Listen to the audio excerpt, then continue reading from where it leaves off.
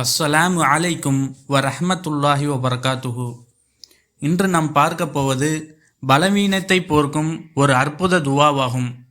அல்லாஹ் யாரின் மீது பிரியம் வைக்கின்றானோ அவர்களுக்கு இந்த துவாவை கற்றுத்தருகின்றான். ஹஜரத் புரைதா ரலியல்லாஹு அன்ஹு அவர்கள் கூறுகிறார்கள், நபி ஸல்லல்லாஹு அலைஹி வஸல்லம் அவர்கள் என்னை நோக்கி, புரைதாவே, அல்லாஹ் யாருக்கு நலவை விரும்புகிறானோ அவர்களுக்கு இந்த துவாவை கற்றுத்தருகிறான் என்று கூறினார்கள். அந்த துவா: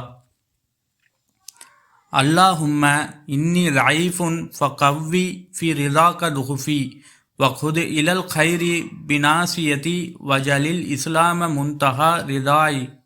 அல்லாஹும்ம இன்னி லைஃபுன் ஃபகவ்வினி வ இன்னி தலீலும் ஃபஇஸ்ஸனி வ இன்னி ஃபகீருன் ஃபஅக்னினி யா அர்ஹமர் ராஹிமீன். பொருள்: யா அல்லாஹ், நிச்சயமாக நான் பலவீனமாக இருக்கிறேன். என்னுடைய பலவீனத்தை உன்னுடைய திருப்தியை கொண்டு பலப்படுத்து. நன்மையின் பக்கம் என் நெற்றி முடியை பிடித்து கொண்டு செல்வாயாக. இஸ்லாத்தை எனது பொருத்தத்தின் எல்லையாக ஆக்கு. யா அல்லாஹ், பலவீனமானவன், எனவே எனக்கு சக்தி கொடு. நிச்சயமாக நான் கேவலமானவன், எனவே எனக்கு கண்ணியம் வழங்கு. நிச்சயமாக நான் தேவையுடையவன், எனவே என்னை தேவையற்றவனாக ஆக்கு.